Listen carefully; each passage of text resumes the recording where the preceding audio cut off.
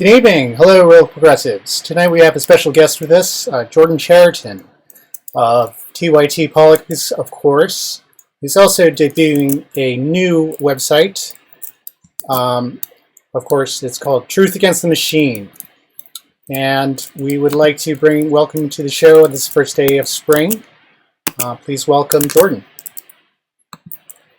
Good. How are you, Jordan? Excellent.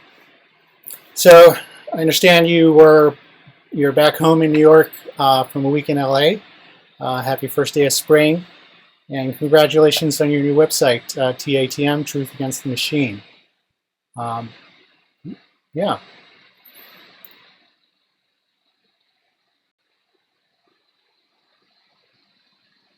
Mm-hmm. Great. How did the idea come about? Starting a new website, trying to inspire citizen journalists like myself and other people at RP to come together. What gave you that idea, the genesis?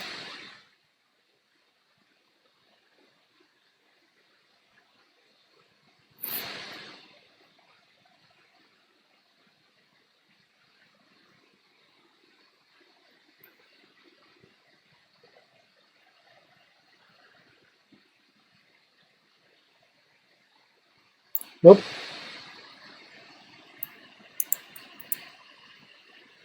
People, all the cities and towns I went to, and I would see what's really going on in the country, which is total economic injustice, environmental injustice, a lot of misery, a lot of corruption.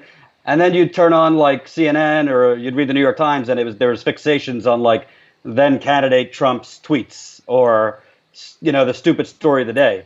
And I thought to myself, if only I could really develop because with the Young Turks, I could only cover so much. I'm only one person, but right. If only I could gather an army of independent people in their communities to actually show and expose what's really going on, the real stories, the real injustice.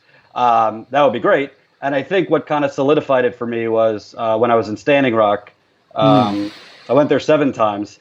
There was just a lot of freelance journalists, a lot of up-and-coming journalists who I really liked what they were doing, but they just didn't have the platform of a Young Turks Right. to get their stuff out. And frankly, there's a very large digital diarrhea out there. There's a lot of content, and it's hard to break through. So between seeing from my work that there's an audience for real, aggressive, non-Trump related news, and seeing how many independent journalists I've just come across in Standing Rock and Flint, it just seemed like a really good marriage. And to me, I want to make the one central hub for independent journalism. We're bringing together, up-and-comers. They're not like seasoned, 60 Minutes style journalists, but young people who are taking it upon themselves to go cover events in their town, to go knock on doors, to find stories that you will never see in the corporate media. And because I think in order to activate people to perform activism, they need to be informed. Right. I apologize to the viewers. We didn't have audio for the first minute or so, but of course, everyone here, very happy to see Jordan. And so with Truth Against the Machine, that's all very understandable, giving untrained journalists an opportunity to write, to be heard, to tell the real story. Now, here at Real Progressives, we try to marry, if you will, media as well, our own website, and aggregated news content of sources that we feel are trustworthy, of course, TATM being one of them, and also marry that with policy, education, and activism. Do you see maybe an avenue where TATM, through its concerted media efforts, inspiring a new generation of writers, also kind of spills out into activating and educating people? Yeah, definitely. I mean, I'm not in the business of just telling a story just to tell a story. I want people to take the story and do something with it. To me, the best thing we could do, and the real reaction I want, is when somebody comes to the website and reads something, they go, "Fuck, I didn't know that was happening. How is this not? How is this not already out there?" Right. I mean, one of our writers and reporters, Walker Bragman, did a great story. I didn't even know about it. That the ACLU, which obviously does great work on, all the xenophobia and racism and misogyny, but they are totally pro Citizens United and have fought for Citizens United. Not to say we should be anti-ACLU, but that's important information to know. Sure. Is the money we're giving ACLU, is that earmarked for the causes we're giving it for, or are they spending it in other areas? So stories like that, we're interviewing local candidates. I'm talking all the way down to county board of advisors. So my goal is for people to come to it and either get happy, angry, or active. one of those things. Because you don't need, don't get me wrong, I love the Young Turks. I'm not leaving the Young Turks, but you don't necessarily need a gigantic media company behind you to be a journalism or to make change. And nowadays, just get your iPhone and some tenacity and persistence, and you could break a story. Absolutely.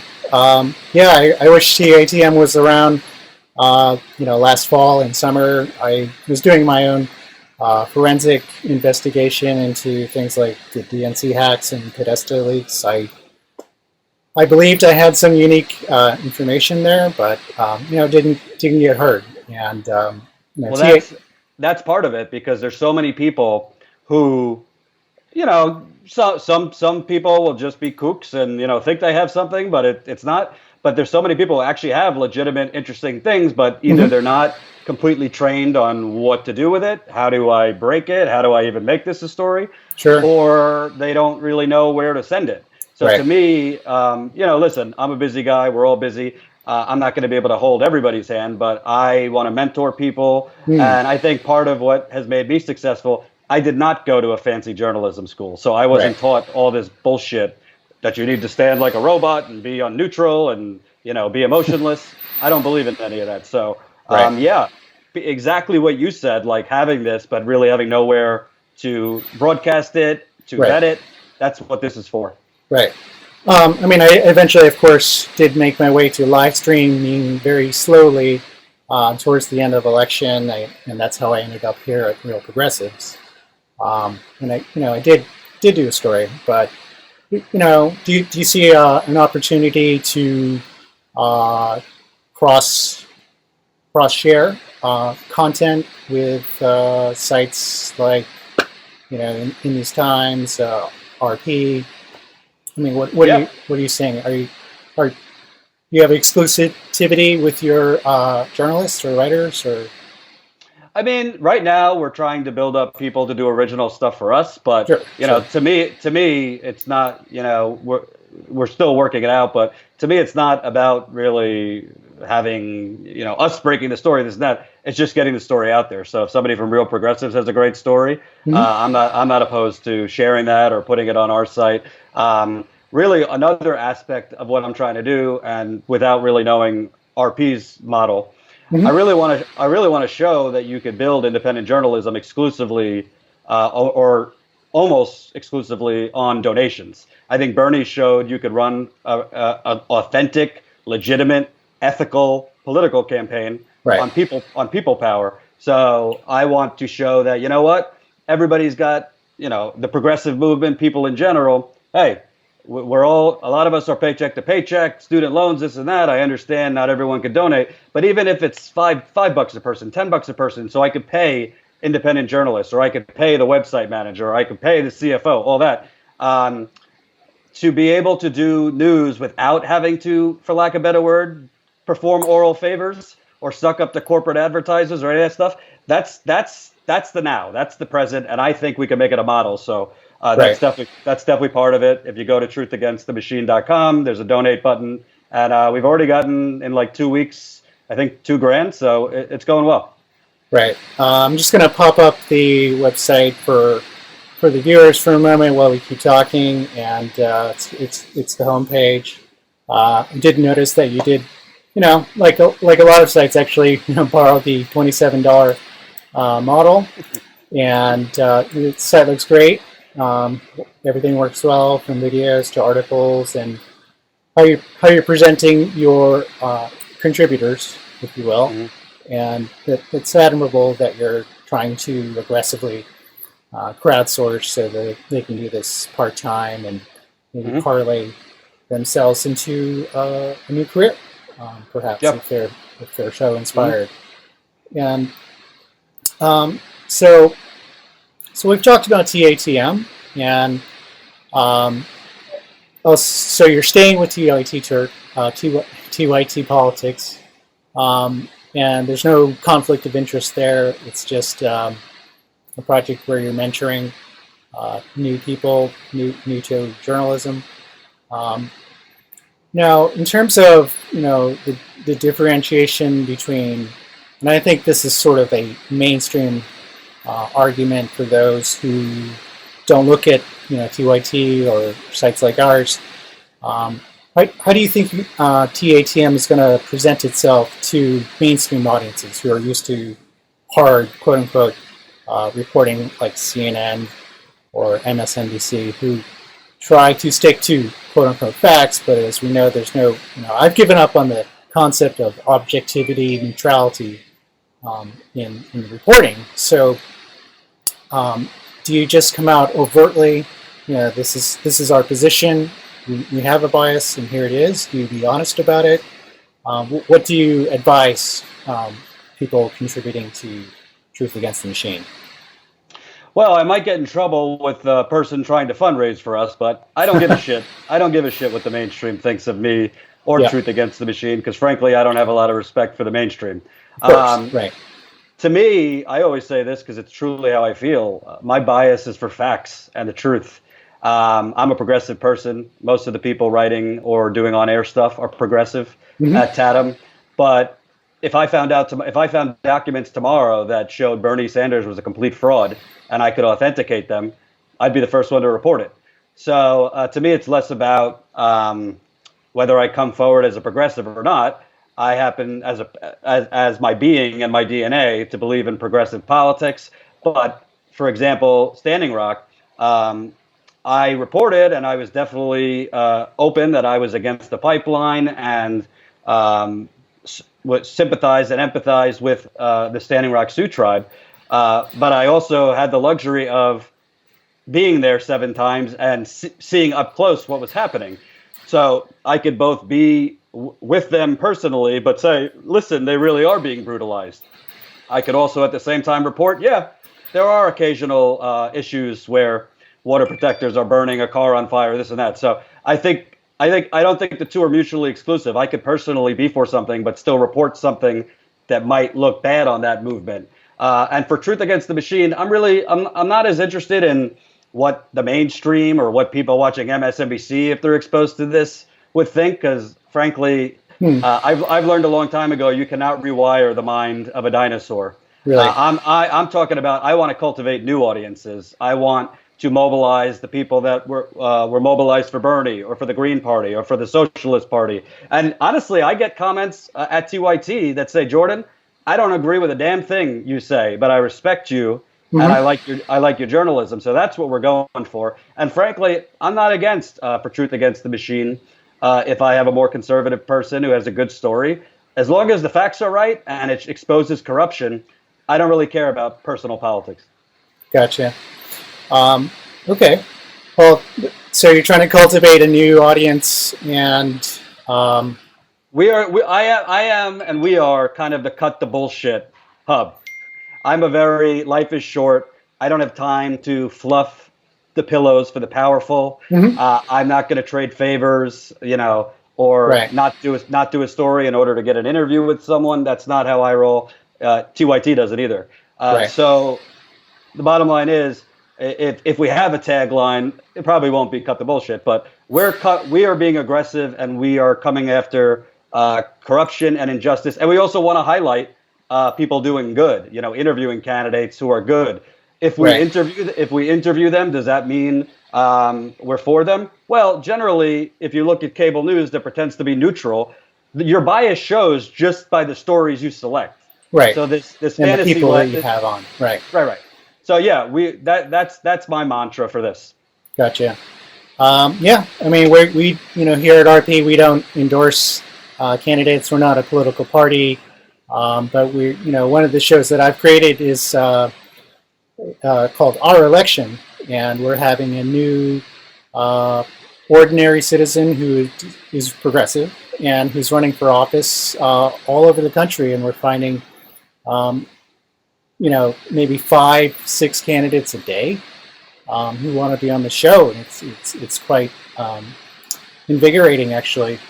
Mm-hmm. So there's definitely there's a need for RP, for TATM to highlight these people and if I may, exposure. If I may, sure. I don't really view TATM as like a competitor to certain things, because I think each outlet serves a unique and carved niche. So. Sure. For example, RP, I think, does great stuff. TYT, obviously, I'm not leaving TYT, and I love it. This is really because I'm only one person and want to create more people like that are doing what I'm doing. But to me, and I look at this as there's a lot of outlets that do aggregation, which there's definitely a lot of the things we're aggregating aren't reported anywhere. So we're elevating it. Really, I think what's great about TATM is we're going to do some aggregation, but literally leave our doors, leave our apartments, leave our dorms, because we have people who are still in school, and find stories. And honestly, if you really look hard enough, you could find a story on the subway of corruption. I mean, it's that much of a cesspool out there. So the subways of corruption in New York City and elsewhere. That's great. So I think you also wanted to bring up a story that you've been working on lately. Your old friend, Donna Brazil. And I believe that she's kind of fessing up to some of the activities that she vehemently denied and slandered you as a misogynist, and right in front of her, right? So, so what's going on there with our old friend? I'm going to be a homer for one more minute, real quick. Sure. Yeah. I just want to say about Truth Against the Machine, because I'm a very direct person. Yep. I think part of this also is people need to put their money where their mouth is. So a lot of my viewers, we hate corporate media, we hate corporate media. Well, now's our chance to actually show what it can be. So that starts with people contributing. Not everyone can donate, but sharing the videos, telling your friends, family. If you can donate, we have truthagainstthemachine.com. Donate. So I want this to be an active two-way street where, because like TYT or other things, like our donors are the people we are indebted to. These are the people we answer to. Speaking of donors, Donna Brazil. So, Donna Brazil obviously stepped in for Debbie Wasserman Schultz, was supposed to clean up the DNC. I was just thankfully or unthankfully, I was scouring through WikiLeaks day after day, sometimes reading a couple hundred emails a day, and I had stumbled upon this email that clearly showed she was passing off questions to Clinton's campaign. Right. Which, listen, among the corrupt things in the world, this is not Watergate. It's not ethical, but it didn't tip the election to Hillary Clinton. But I think what it showed is this joke of a media we have where Donna Brazil and many others pretend to be like neutral commentators. Correct. And people who are watching feel like, particularly older people, not that they're naive, but they think they're getting real political analysis where, during the breaks, people on CNN are passing off questions to their favored candidate. Right. And Donna Brazil, obviously, at the third debate, lied. You wouldn't call it anything else when I confronted her. Right. Lied. She tried to because I was being aggressive, she tried to turn it around me and say, stop badgering women, which has become like an establishment Democrat thing. If you're an aggressive journalist, they say you're mansplaining, right, or you're a sexist or a misogynist. I just thought I was doing what you should do, which is challenge people who are full of shit. And whatever, I didn't take it personally, so she lied. And obviously, I don't think she was going to admit it because it was the home stretch of the campaign. But she recently came out, wrote a piece for Time and acknowledged it. She didn't really, she tried to fudge it and pretend that she also gave Bernie, helped Bernie's campaign out. I'm still waiting for those email leaks where she helped the Bernie campaign. But overall, I think what this shows, and I wrote a piece for the Young Turks Medium page, is Donna Brazil is just it's just the tip of the iceberg. I mean, you have people going on cable news every single day that are billed as commentators or pundits or analysts or strategists that have their own ulterior motives, that in their day jobs work for consulting firms that do work with politicians or super PACs. And these are the people that are informing the public. And that's toxic. I think Amy Goodman said it best. I mean, if you don't have an informed public, you don't have a democracy. Right.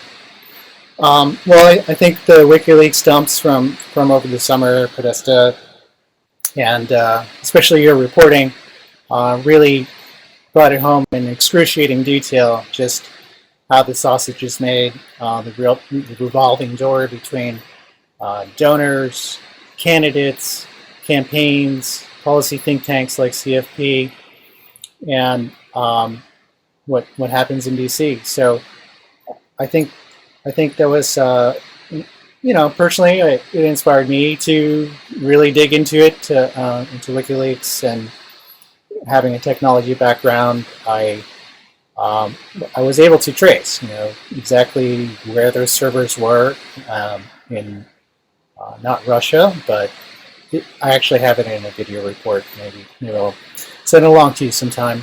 Send it along, but you'll have to be careful because all the trolls say I'm an agent of the Kremlin. So right.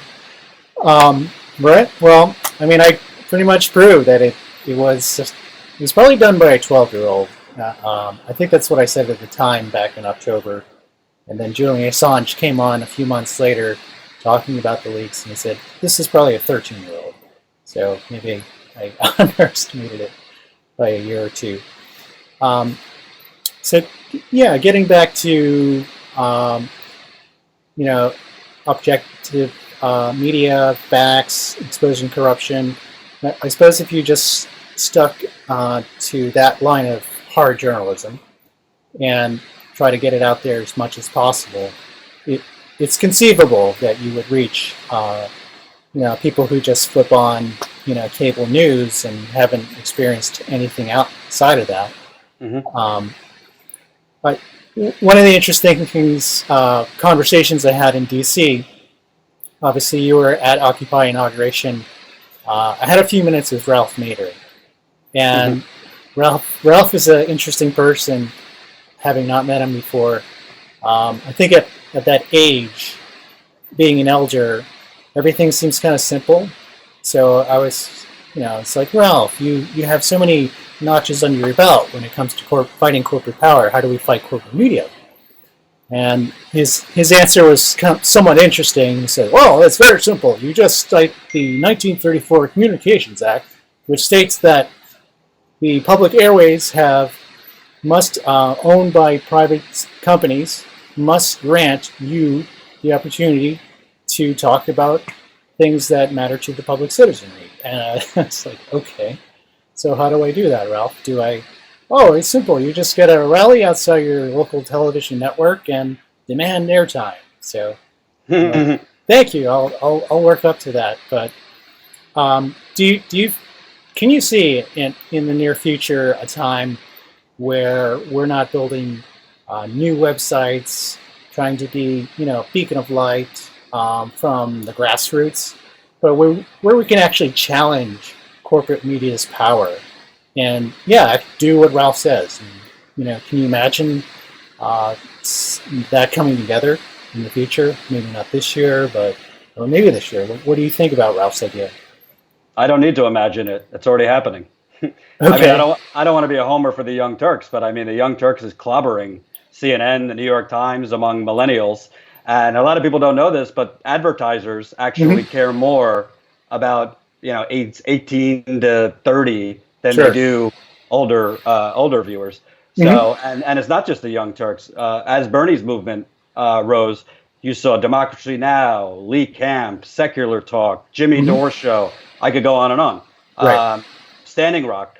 I mean, literally, they were social media, like the top of Twitter was Standing Rock half the time because of independent journalists that are not with any of the legacy media. So listen, does it look that way on the surface? No. CNN still has a good amount of viewers. The New York Times is still prevalent. And in general, to be in corporate media, part of that is being kind of a limousine liberal elitist who, snickers at those independent journalists with their monopods and phones. But I think we already are taking it on. And to tell you the truth, it's kind of like with journalism, I think it's kind of like politics. It's really just a matter of time.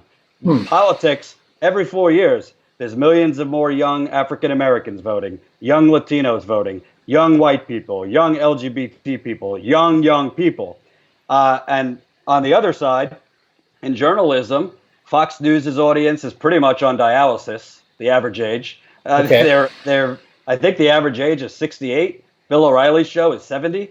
Okay. CNN's average age is 58. Now, Young Turks actually has older viewers, so I'm not knocking older viewers. My point is, it's not a sustainable model, cable news. The New York Times and these folks, they're pushing as much as they can into digital. The problem is, young people know that the New York Times and these outlets are pretty much bullshit news. They do some good work in foreign countries, but here, it's all the horse race. So I think things like Truth Against the Machine, Real Progressives, it might not seem like it now, but we are starting to take over. Because let me tell you something, Standing Rock would not have become a story and even gotten the minuscule coverage it got in corporate media if not for independent journalism. It just wouldn't.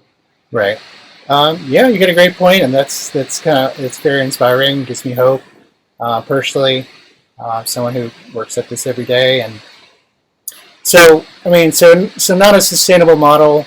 The airwaves, the FCC regulated airwaves, which Ralph Nader suggests that we take over, may not fall into our hands. I'm looking at cable access television in my area just to sort of cut my teeth, having never done this before, not even a live stream before November. And so do you think corporate media will wake up? Are they just going to sort of pull a corporate move where you just kind of try not to cede any market share, or will they actually come over to us, to expand their market? I mean, is that a possibility as well, or?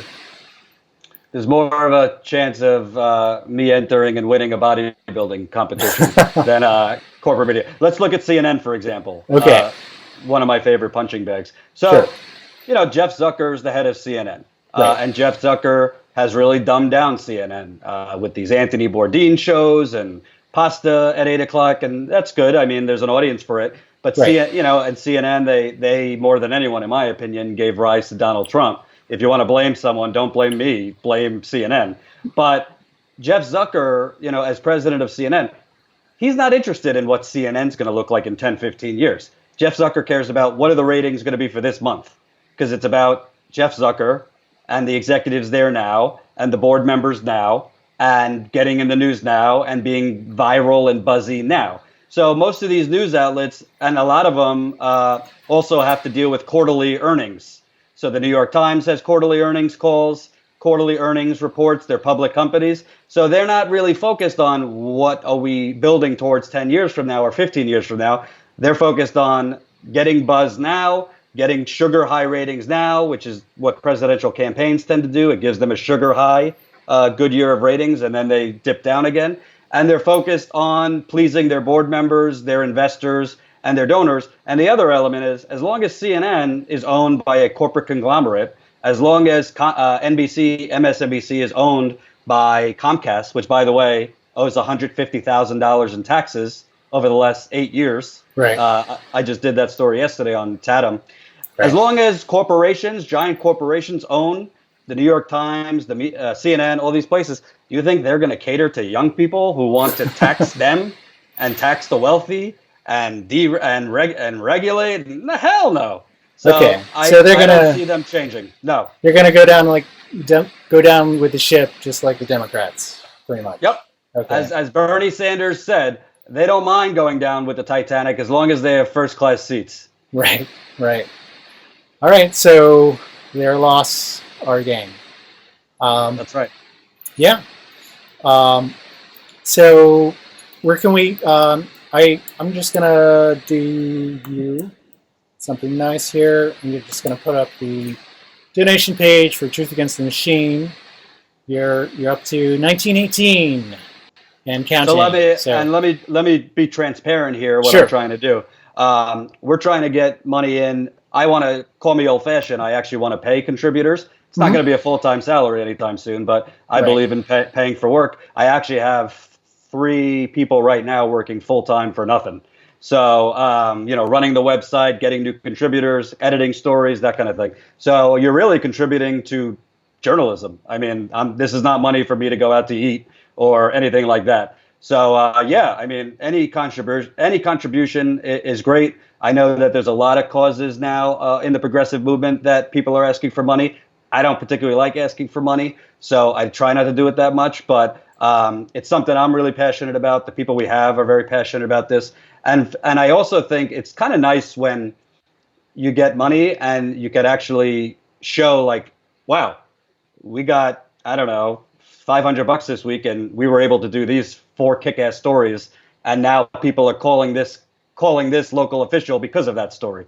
So that's what I'm going for. I think if people help us get off the ground and keep going, and even if they can't contribute, just go to the website, share the videos, tell your crazy Republican uncle. Sometimes you'll be surprised. They might actually show some compassion and interest.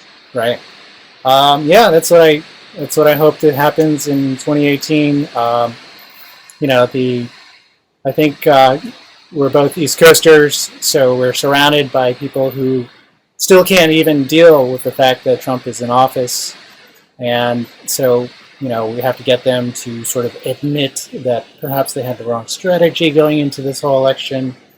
They might have to give up on the Democratic Party. Venture into the political wilderness, as Chris Hedges often says, and find a new way. Whether it's with independents, Greens, progressives of any kind, really. So, after that war, the front of the war is won, I imagine us trying to talk to your crazy Trump uncle.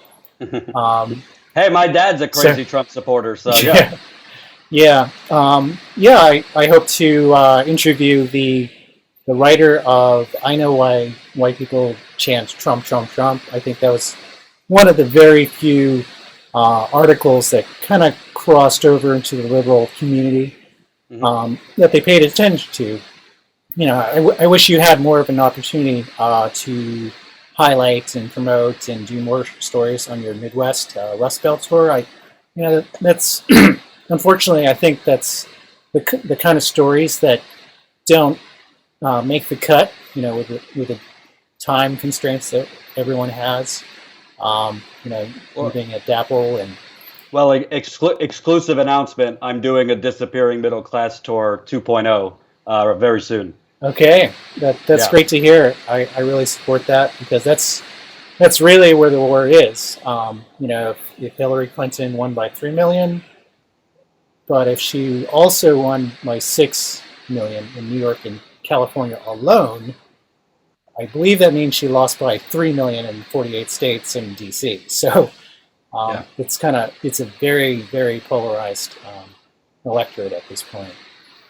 I want to thank you once again for this time. This has been great. I hope we have more conversations where we can collaborate. I would love to talk about Vault 7. I don't know. Have you had a chance to look at Vault 7 yourself? Or? Yeah. My colleague at TYT, Michael Tracy, has been all over it, so I haven't been stepping on his terrain. But I've gone through it, and that, honestly, dude, it's kind of like we know they're doing this, but when you're actually looking through it, it gets more horrifying by the minute. Right. Yeah. I'm going to be on another show presenting about it. I think I have enough material for 4 talks. Get in contact with me after this. We'll do an interview. Okay. All right. That sounds great. So I guess I will do the audience a courtesy and just go through the comments real quick. This is kind of working, Jordan. I see friends on here who have never paid attention to me before, so this is great. You know, maybe. I like you, so hopefully it gives you a bump. Well, I mean, I'm talking about people that you just pay no attention to politics, and Oh, so I think there's something going on here. I can't even go through the comments; they just keep scrolling right back up as soon as I go through them. Thanks again. We'll talk to you after this, and best of luck with Truth Against the Machine, and we'll be watching the site and see what happens there. thanks, Ben. Thanks for having me. All right, thank you.